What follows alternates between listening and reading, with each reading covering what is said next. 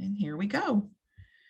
So again, good afternoon to everybody. Thank you for joining us for this workshop on domestic violence fundamentals and substance abuse.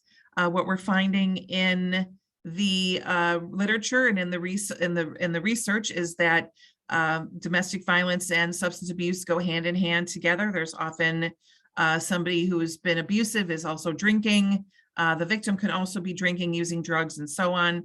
So Anu, Building Beyond Abuse and Violence, who is a huge partner of the South Suburban College Voices Against Violence program, huge partner with us, has agreed to provide this workshop.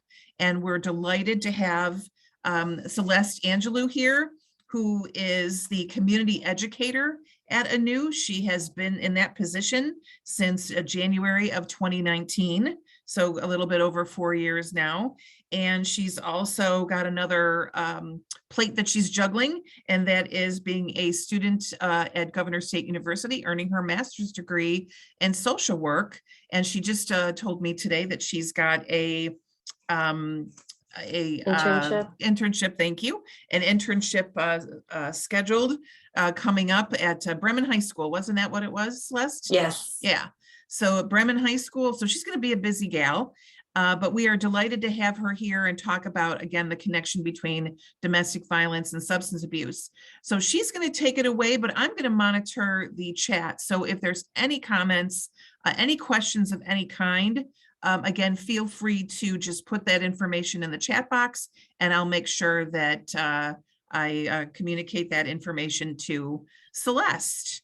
So again, thank you all for being here. And Celeste, I'm going to give it all to you. Thank you, Alexandra. Thank you for having me. And again, questions and comments are definitely encouraged here. So we'll go ahead and get started. We're going to talk about domestic violence fundamentals, so the basics of domestic violence, but we're going to get a little bit deeper into how it correlates with substance use disorders as well.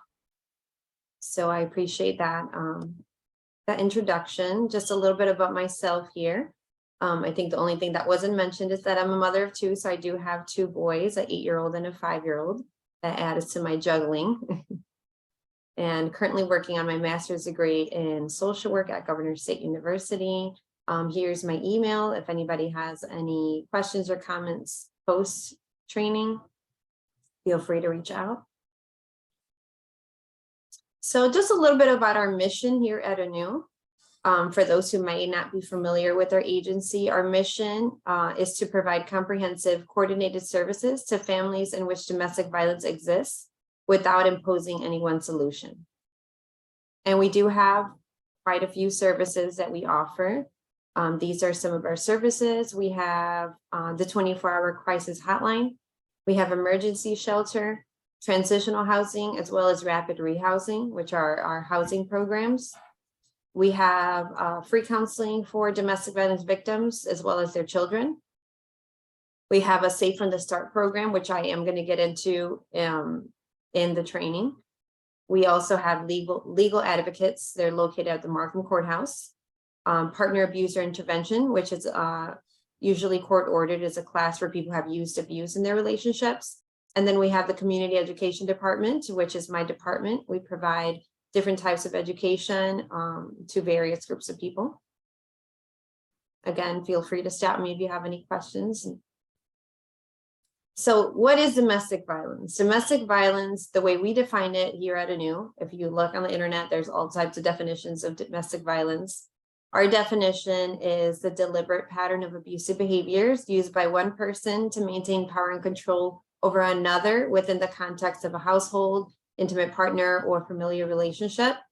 Domestic violence includes physical, psychological, sexual, spiritual, and financial abuse, which includes threats, intimidation, harassment, isolation, manipulation, and or coercion. So I do like to highlight the word pattern here, and we're going to talk about that a little bit further. But domestic violence is a pattern. It's something that is a cycle and it repeatedly happens. So it's not something that just happens one time. Oftentimes that's how people get trapped in these situations, is that maybe they believe it's just a one-time thing. but it is a cycle. So this is sort of what's happening in the cycle. And abuse typically increases in frequency and severity over time.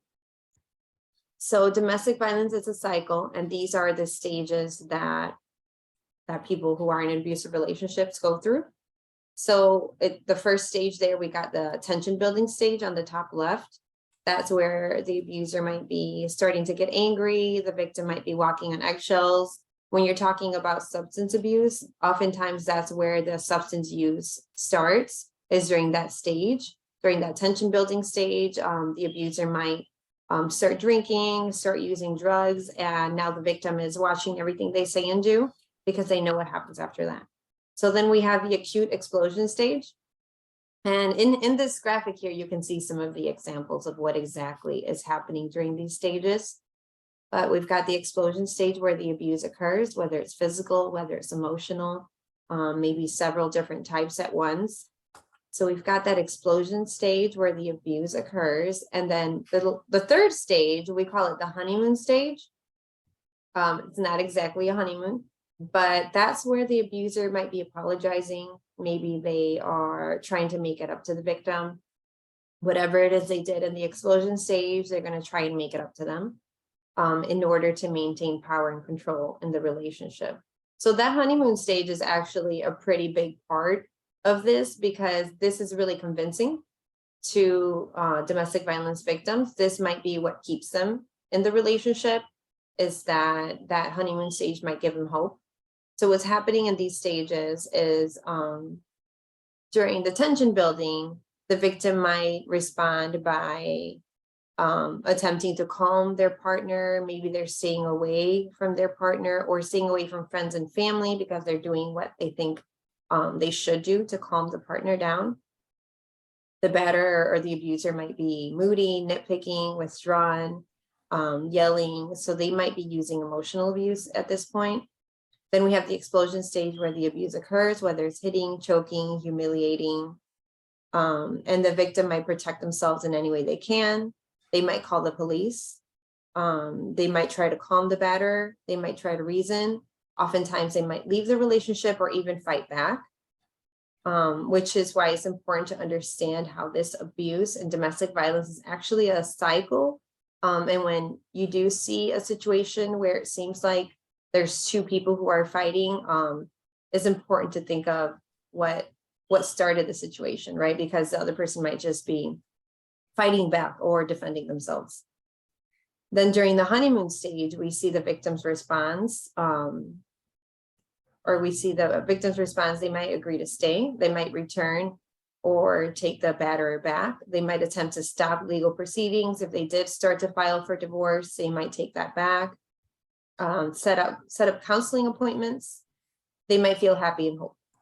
So of the three stages, surprisingly, that the stage that typically lasts the longest is usually the honeymoon stage. So in a situation where there is abuse going on, where there's domestic violence, this relationship will find themselves most of the time in that honeymoon stage where everything seems to be okay, where the victim seems happy and hopeful.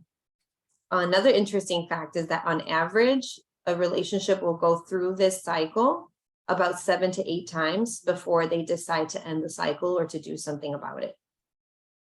So 7 to 8 times, which really means anybody around you could be going through this right now, and it's just not the time for them to get help or leave the relationship or seek some type of service. We see in the beginning of this cycle, we see denial. So oftentimes folks will find themselves in denial. Maybe they refuse to accept that they are in an abusive relationship, or oftentimes they don't actually know that they're in an abusive relationship, especially in the beginning of the relationship where it's not that clear to see.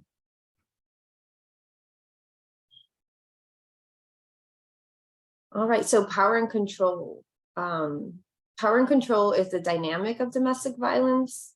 So the reason why the abuser is being abusive is because they want to maintain power and control in their relationship.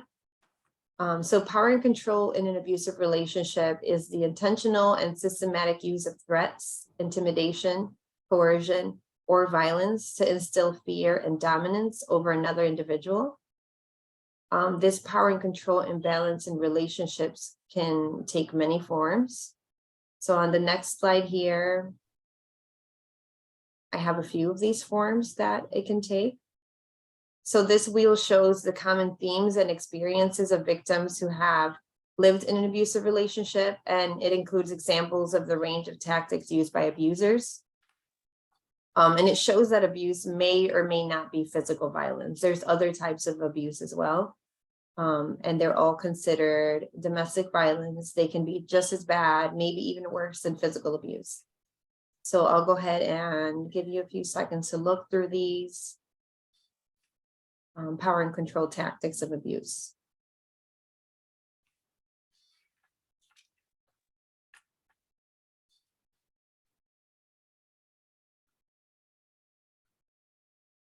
We see using intimidation, using emotional abuse, using isolation, which is a very common form of abuse, isolation.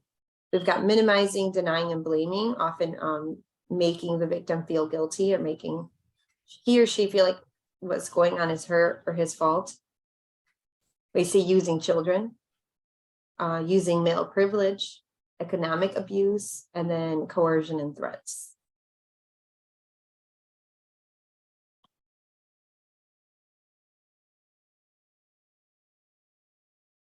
So who is impacted by domestic violence?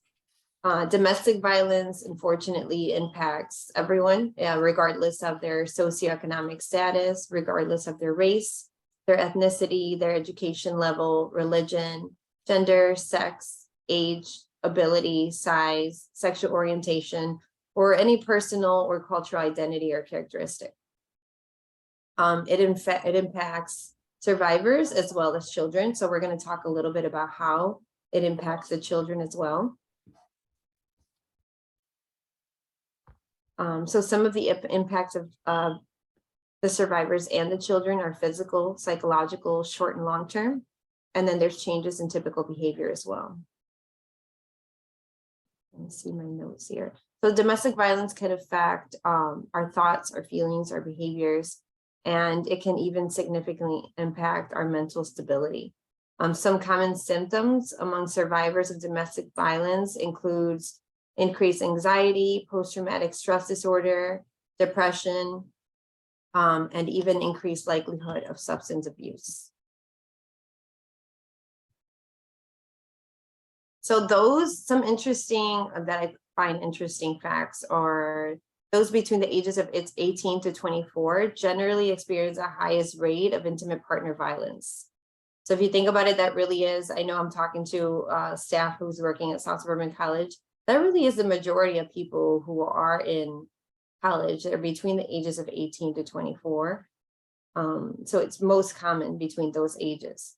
And then according to the National Coalition Against Domestic Violence, about 1 in 5 college students say that they've been abused by an intimate partner.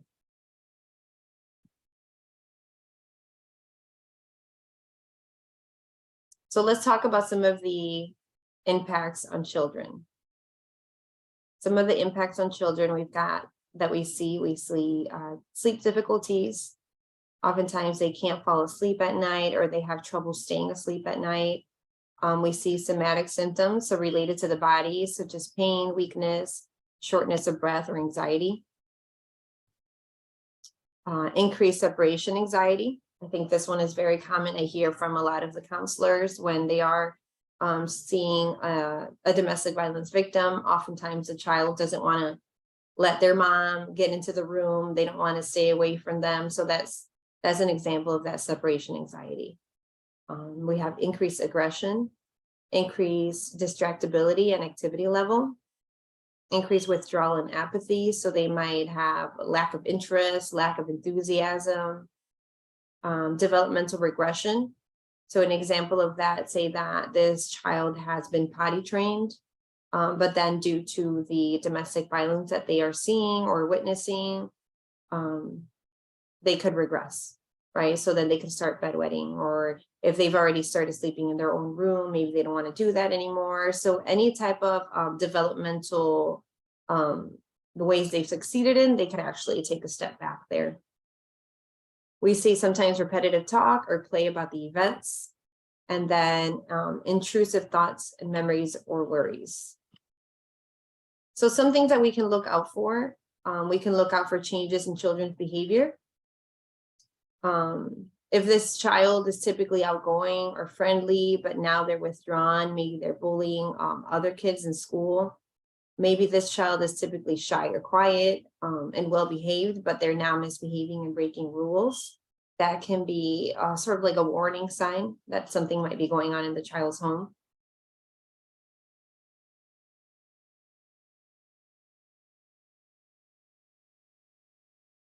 So to combat these effects on children, we do have a Safe from the Start program, which was on that very first slide with our new programs. And I'll go a little bit into this. Our Safe from the Start program, it provides services and education to help support children from birth to 5 years who have experienced violence in their home or in their community. Now, this doesn't have to be domestic violence. So domestic violence is a qualifying experience, but there are other traumatic experiences and exposures to violence that can qualify a child for Safe from the Start services. Now, the family of the qualifying child can also receive services. So any of their siblings, their guardians, everyone else is eligible for services as long as that one child is 5 and under and has experienced violence. And then parenting classes, this is one of the qualifications. Parenting classes are given to qualifying children's caregivers.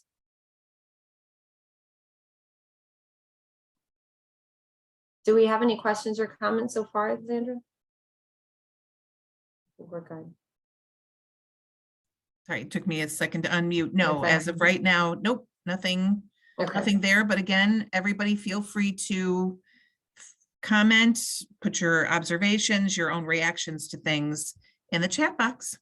Yes. Okay, so we'll go ahead and get going. So some of the myths and realities here.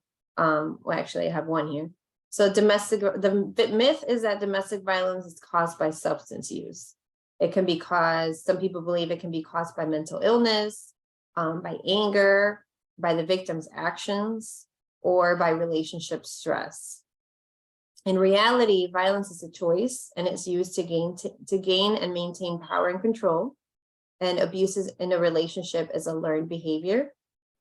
So substance use can be a correlative, but not a causative factor of domestic violence. And I think that's where a lot of people might get confused, because unfortunately this myth is very common. I have people who, when I provide domestic violence services, they say, well, you know, the abuser can just stop drinking and then everything's going to be fine. But the reality is that those violent thoughts and tendencies are still going to be there, because the alcohol didn't actually teach that person to be violent. Violence is a learned behavior. So yes, it's probably helpful if that person stops drinking and stops using drugs, but that's not, however, the solution to this problem, right?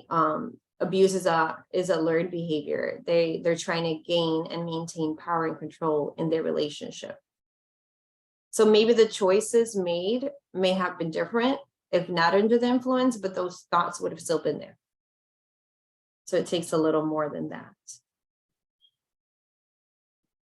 So now I've got a video here that I'm going to play for you all.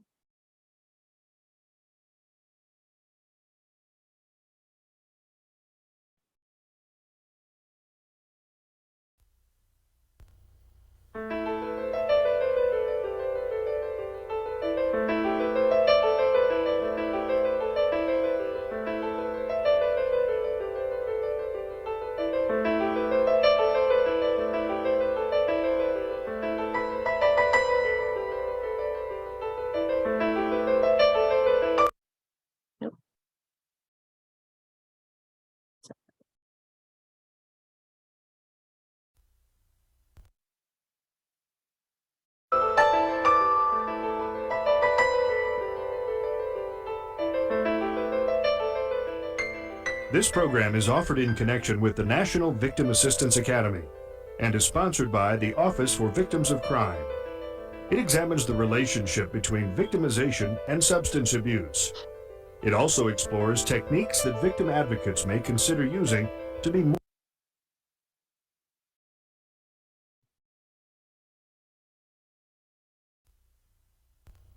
And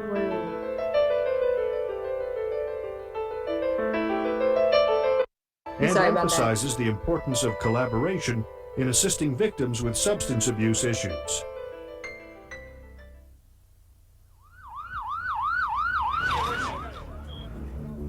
To the casual observer, a crime scene may be little more than a passing curiosity. Flashing lights, yellow tape, police officers, and guns, seemingly fresh from the screen of a television police drama or action-based movie. There is a tendency to focus on the immediate drama and not issues that precede and follow the criminal incident. But for experts who try to prevent crime, and for those who deal with the aftermath, it's become apparent that crime and the trauma that results is often correlated to the use of substances. Part of the thing that we've learned is that there's a strong relationship between victimization history, post-traumatic stress disorder, and likelihood that you will have alcohol and drug abuse problems. It's true whether the crime becomes a public spectacle or whether no one but the perpetrator and the victim know about it. In Michael Pulley's case, the crime happened when he was very young, and by the time a treatment counselor got him to talk about it and examine the potential link between his victimization and substance abuse, he was in his 4th round of treatment for alcohol and drug abuse. At age 11, I was sexually molested by a 5th grade teacher. Went on for a quite a long period of time. My substance or alcohol abuse started about approximately a year later. I was 12 years old. It was my first experience with alcohol. Got quite drunk. I liked the feeling of release that it gave me from reality. The abuse continued and progressed throughout my teenage years, getting into hard drugs in the late teens, early 20s, and it just continued, the snowball effect from there.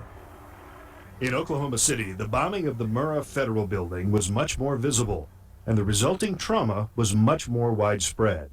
Thousands of victims and rescue workers were involved, and in many cases, substance abuse issues eventually came to the surface.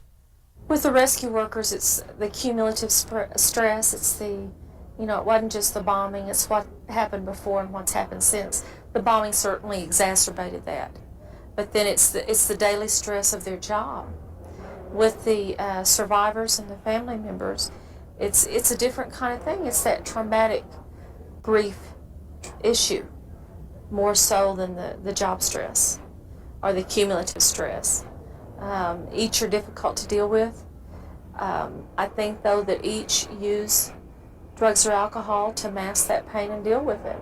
What we try to stress to the victims we work with is, it's going to be real easy to go home and drink a little scotch or whatever and ease your pain from the day and your feelings. But that's a real easy trap to get into, and that can quickly become a habit that's out of control.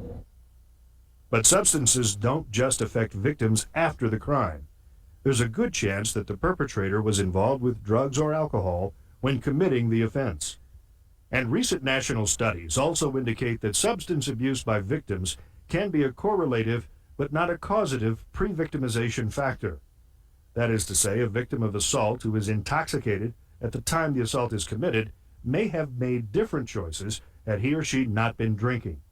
That does not mean, however, that he or she is in any way personally responsible for the fact that the perpetrator chose to commit the crime. Alcohol and other substances do not cause a crime to occur, but it makes the crime more likely to happen. It predisposes the criminal to act out, and it predisposes the victim to be more vulnerable for the crime to occur. The victim under the influence is less aware of what's going on and less able to respond appropriately. And criminals, by their sociopathic nature, take advantage of both of those issues.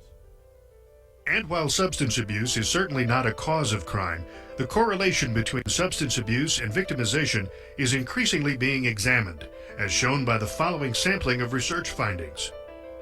An estimated 22 million Americans in 2002 were classified with substance dependence or abuse.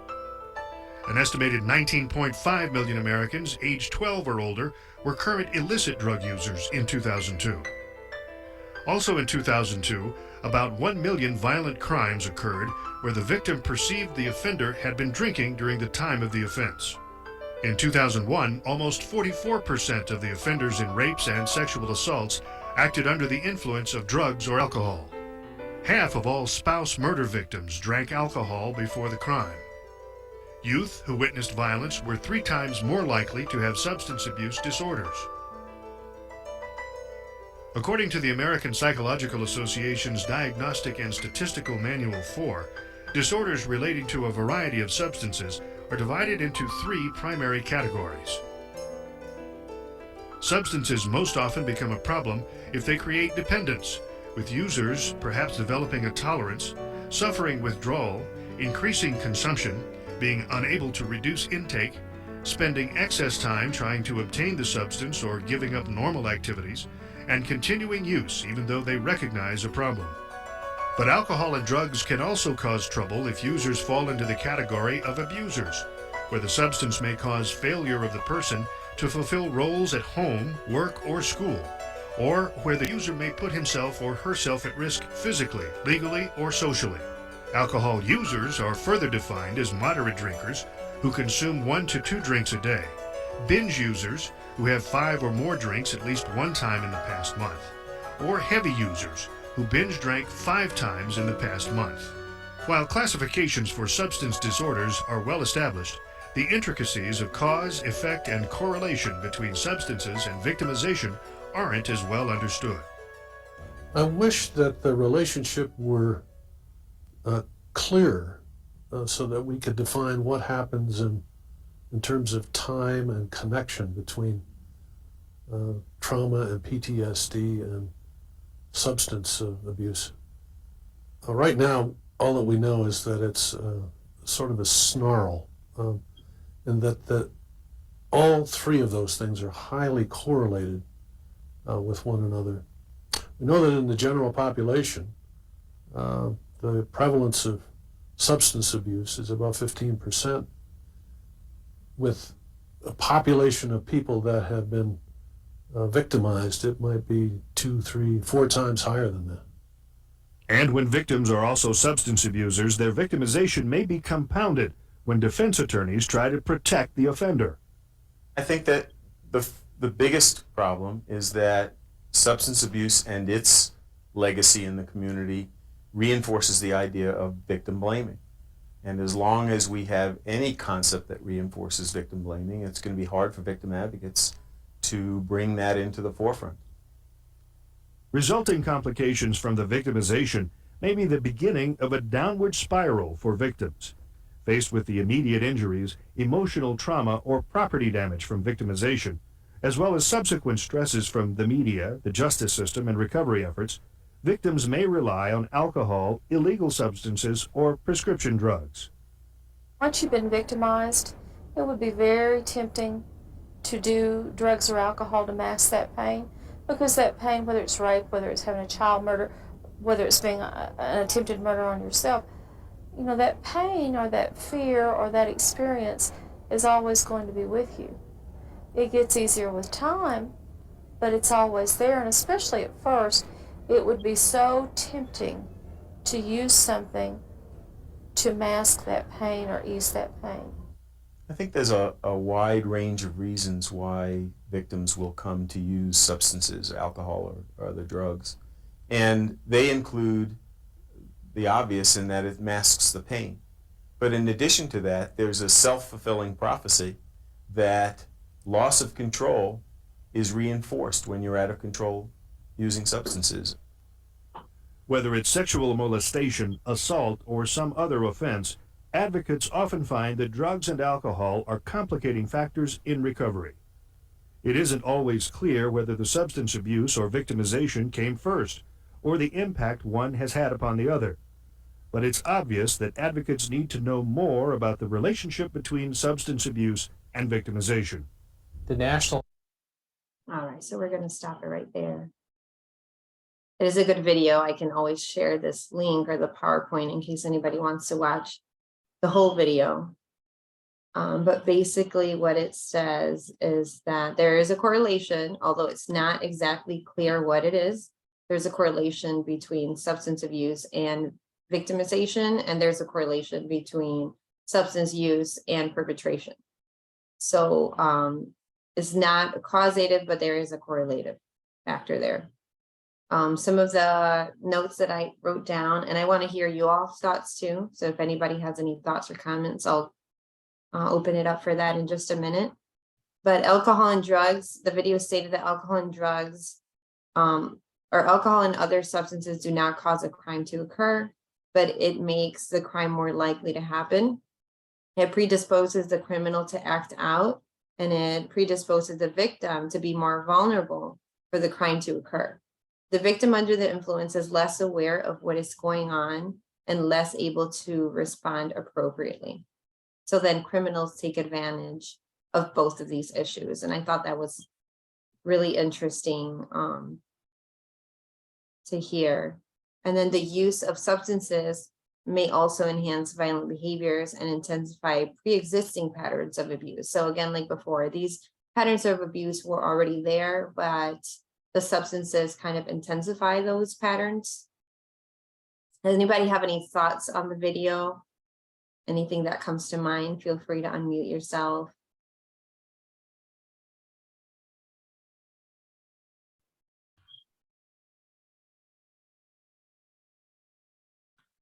I think it would be interesting to see too how the various substances that you can abuse out there, you know, everything from alcohol to marijuana to amphetamines to heroin and all the street drugs and the over-the-counter stuff and the prescription drugs. I mean, everything, every different one has a different effect on the body. You know, the alcohol is the depressant, but yet we talk about somebody being a mean drunk. You know, so if you add alcohol to the mix, that just adds to their already, you know, short fuse or whatever. So, so it's kind of goes without saying that you're using some of these substances, it's going to intensify those reactions. You know, if, you know, so interesting. And if you've got hallucinogenic, for example, you know, somebody that's doing LSD or acid or something that's making them hallucinate, you know, that's even adding more fuel to the fire because they're usually misperceiving, they're seeing things that aren't there, which causes them to be more either violent or scared, you know, so they do things that they wouldn't normally do. Yeah, there's definitely more research needed. But like you said, if they're doing something that causes hallucinations, they're going to see things that aren't there. And I think that kind of contributes to that tension building stage, right in the beginning of the cycle of violence, where the abuser is either getting angry, or that can be an example, perceiving things that aren't really happening, right? Understanding that something is a threat when it isn't. And so the victim is watching everything they say and do, tiptoeing, walking on eggshells, being really careful and cautious because this has probably happened before and they know what's happening next. Okay. Right. And you got to think too, that especially people that are on hallucinogenics and all of that, you know, they are in a place of complete fear. So anything that's out of the ordinary, they're going to perceive as a threat to their safety. And so something very simple, like, you know, somebody asking them just a general question, you know, about are you okay? Can you drive? Could just set them off, you know, completely. So, you know, there's just such propensity for becoming so volatile in these kinds of situations when there's drugs and alcohol involved. It's like a ticking time bomb. You just don't know what you're going to be dealing with.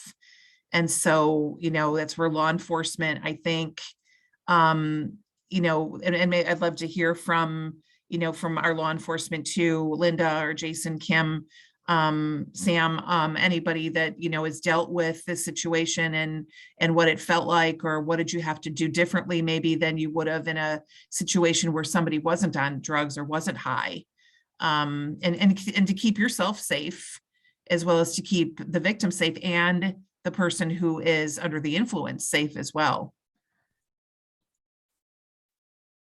Any thoughts from our law enforcement? If we have any thoughts now, I can always leave some time at the end too, if you all Okay. think of anything. Sure. But I'd like to give it 10 seconds to see if anybody does have thoughts.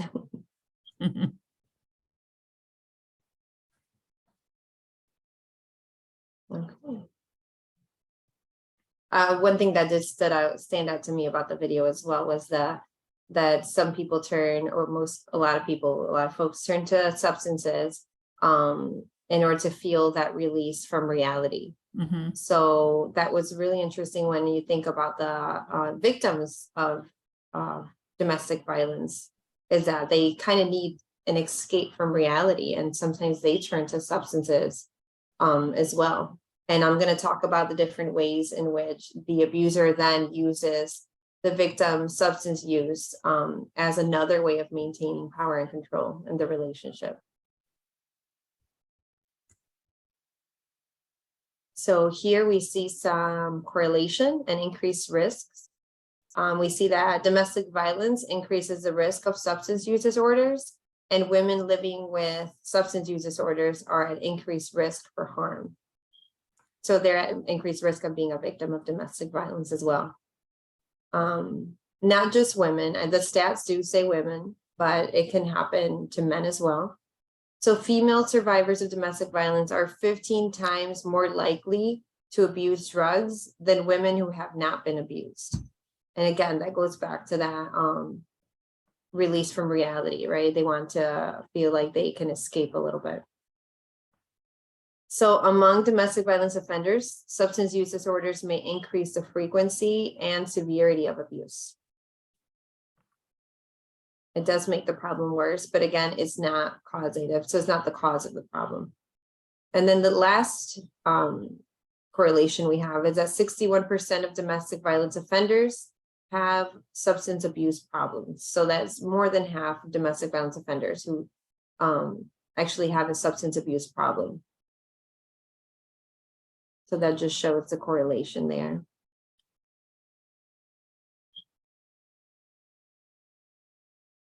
So some of the ways in which, in a situation where the victim might have a substance use disorder, the abuser often uses this as a way of maintaining power and control.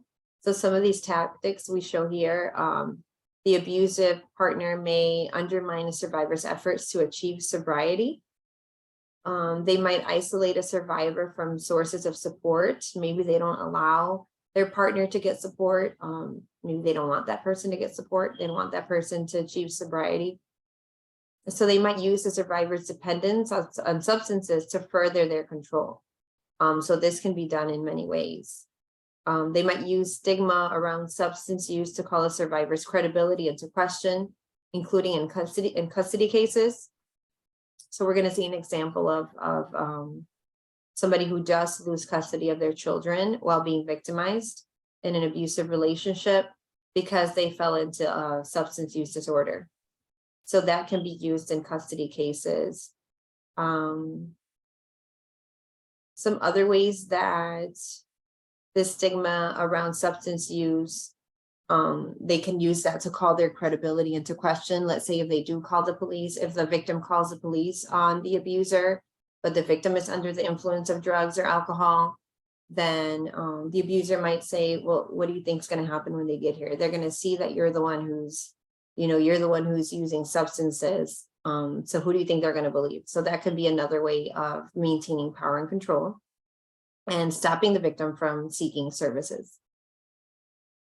Now, a survivor or an abuser might implicate a survivor in illegal activities and limiting access to law enforcement. I think that's basically what I just talked about. You know, Mhm. Celeste, I know we're not talking about this population per se, but what comes up also in terms of threatening the partner that's being abused is I'm gonna call INS on you. You know, you're not here legally, and Yeah. threaten that kind of stuff as well. I know that's not related to substance abuse per se, but that's just another way that happens. But if you Of course. have the abusive partner who has also got a substance abuse problem on top of that, they're not here legally or whatever. I mean, that just, throws another big wrench into the issue, into the problem. Yeah. Yeah, that like you said, that's a whole nother topic, but definitely that happens all the time, and I've Mhm. seen many examples of those kinds of threats. So that's really similar to this. Yeah. Mhm. So some more facts here. Did you know that the effects of domestic violence may cause a victim to use substances as an escape, increasing their likelihood of becoming addicted? Repeated abuse can be a severe burden to bear, and the use of substances may sometimes seem like their only way out. In some cases, victims of domestic violence are coerced into using drugs or alcohol by their abusive partners. They may also develop several mental health disorders, including panic disorders, PTSD, and other mental health illnesses. These mental disorders can also lead to substance abuse. And then lastly, we've got some more facts that I found really interesting here. Substance abuse is involved in 40 to 60% of domestic violence incidents. Victims of domestic violence are 70% more likely to drink excessive amounts of alcohol than people in healthy relationships. Over 20% of male abusers state that they use alcohol or illicit drugs before their most recent and severe violent acts. Physical violence is 11 times more likely on days of heavy drug and alcohol use. So I would like to know a little bit about you all's experiences with this. I would like to learn about that as well. But I've got a chart here that shows some of the similarities between substance abuse and domestic violence. A lot of the effects that it has on both the victim and the perpetrator are actually very similar. So substance abuse and domestic violence share a number of characteristics. Some of these are loss of control, continued behavior despite negative consequences. Addiction and abuse tend to worsen over time. So like we talked about the cycle of violence, and each time around the cycle, it worsens over time. That is very similar with substance use disorders. So we can take a look at some of these similarities between substance abuse and domestic violence, some of the effects that it has on victims: secrecy, minimizing abuse. They might put safety at risk. So oftentimes perpetrators, they minimize it, right? It's not such a big deal. You're blowing it out of proportion, things like that. They're less likely, the victims are less likely to ask for help. Isolation falls under similar for both. So increased reliance on drug of choice and abusive partner. The victim is more vulnerable if they are under the influence. Victim blaming, we see victim blaming for both domestic violence as well as substance abuse. The abuse will stop so oftentimes victims think, well, if I stop doing this, the abuse is just going to stop, or they feel like the abuse is their fault. It's not that bad. If I'm high, it doesn't feel as bad. So again, an escape from reality. They might deal with abuse and trauma by using. So we see all of these on the other side as well. We see denial, shame, loss of support, all of these similarities and differences. We also see on the right side there the effects on the perpetrators. So denial, it facilitates abuse as a tactic of power and control. And then we see shame, where they contribute to tension building stage. That shame can be contributed because the perpetrator might feel shameful of the substance abuse, and that can go with the victim as well. Oftentimes they feel shameful. They feel like they can't get any help, they can't get any resources because they feel shame. There's no one to challenge the abuse, so there's loss of support. increased lethality and frequency of abuse. They might relapse, retaliation. They might not want to get the police involved. And again, for the perpetrator, they might believe that the abuse will stop if they, whatever it is, maybe if they stop drinking or if they stop doing drugs. In reality, that those drugs and alcohol weren't the cause of the abuse. So we see no big deal. She's an addict, so it's okay because she's out of control. So again, victim blaming. Victim blaming, rationalization, making it seem like it's not a problem. And then lastly, uses drugs of choice and abuse to deal with attention. So that's very similar to the victim where they're escaping reality. That's their way of coping. So a lot of this does intertwine here.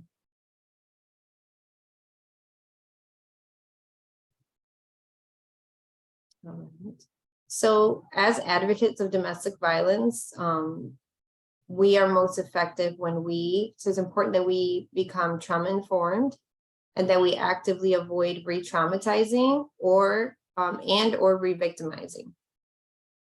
That we are non-judgmental and empathetic, that we communicate and educate on options and likely consequences in a clear manner. So educating, providing resources. You all know that our agency is here to help. So giving somebody a brochure, our hotline number can be very helpful. So providing reliable referrals as well. No, Celeste, I just go ahead. Want to just offer this really quickly. So over the weekend, I was watching a series on Netflix called Unbelievable. And it's an 8-part series about these women that are being raped, and it's a serial rapist, and the whole, the process it took to find the guy and all of that. But what stood out for me was in the very first episode, after the young woman gets with the police and shares her story, the re-traumatizing that she went through because of the questioning and the way that the police were questioning her. The way that they questioned her so much is it got her to then retract her statement. And then they branded her a liar, and then they made her, they arrested her then for falsifying a report. So it was so evident as I'm watching the show, the re-traumatizing of this young girl and everything she went through, because there wasn't an advocate on her side and they didn't know really how to question her. And it was all males that were questioning her. They didn't get a female officer in there. Again, it was in a very institutional environment. It was very just very clipped, and again, there just lacked some emotion and some sensitivity. So I think it just goes, it's just so important that law enforcement, and I'm not just talking about the law enforcement that's on the call, but law enforcement in general really do learn how to be trauma informed when it's time to investigate a crime like this. Because I don't know if, I think that's kind of like, to me, it was like the norm. This is like how it's done. And it was disgraceful. I mean, it was just a movie, I know, just a show, but still, it was really telling there. So. It was just a movie, but unfortunately, it definitely happens in real life. Yeah.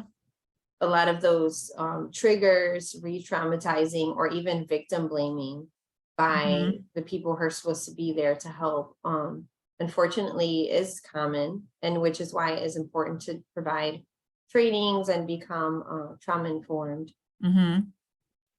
That's a good example. Yeah. Good show if anybody wants to watch it.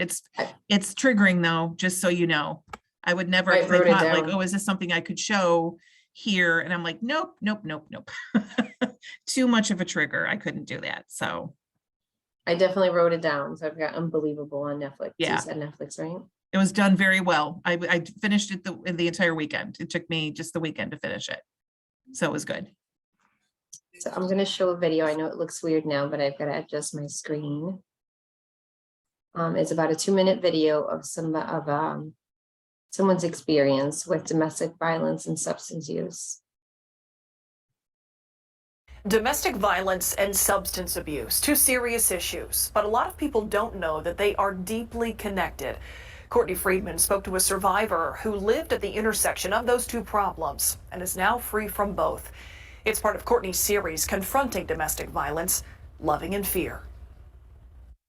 I still believe that he would have killed me if I stayed with him. Sarah Martinez was in an abusive relationship 10 years ago. It was just bad torture, like, yes, I'm just grateful to be out of it though. It wasn't just abuse, drugs were in the picture as well. He was doing it around me and then he told me just try it, but then I got tangled into there and I couldn't get out of that relationship. It's something that's extremely common. The American Addiction Centers report alcohol or drug use is involved in 40 to 60% of domestic abuse situations. Substances can cause someone to be more abusive, but experts want to be clear, it's never an excuse for violence. It's a matter of choice, right? There are people who abuse alcohol, people who abuse drugs, and don't abuse their partners. Alberto Bustamante with Family Violence Prevention Services says abusers often use drugs to keep victims under control. If I medicate my partner, then she will be easier to handle. If I medicate my partner, she will fight less. Martinez said her abuser used drugs as a threat. Since I got away from him, he ended up using that against me and,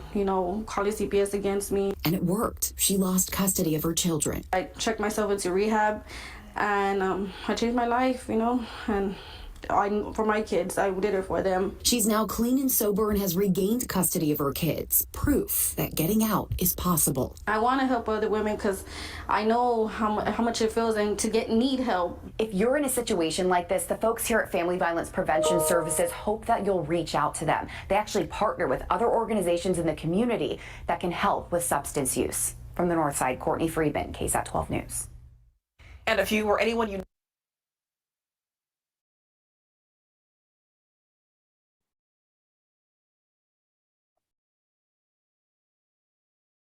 All right, so that showed an example of how substance abuse can be used as a tactic for the abuser to maintain power and control, right? We talked about child custody cases and things like that. And that lady gave her example. That's about the end of my presentation. I'll go ahead and maybe anybody has comments, and maybe somebody can share any of their experiences with domestic violence and substance use. Feel free to unmute yourself. Yeah, don't be shy, everybody. We would love anybody's thoughts or reactions to the statistics or the video that you just showed, Celeste. I really liked. It was, very quick about how it impacted. I mean, the victim impact was there, having somebody that's lived it, and then her message of hope, I think, is really, really great. Anybody from the South Suburban College law enforcement team, any thoughts, questions, observations, anything at all, or is everybody going to be super quiet today? Which is fine. I know sometimes we aren't prepared or we don't have our thoughts together. But I do want to encourage everyone to fill out the eval. So this is something that, go ahead, Alexander. Yeah, so if you could please take a moment, it won't take you long to complete the evaluation form. Just go ahead and do snap a picture here of the QR code. It should take you right to there. Would love to get your feedback. It's important for us in the Office on Violence Against Women program that we get this, and it's also important for Celeste and for Anu to get the feedback as well. Love to know what you enjoyed about the presentation. If there's anything else that you would like to know related to domestic violence that Anu could perhaps share with us.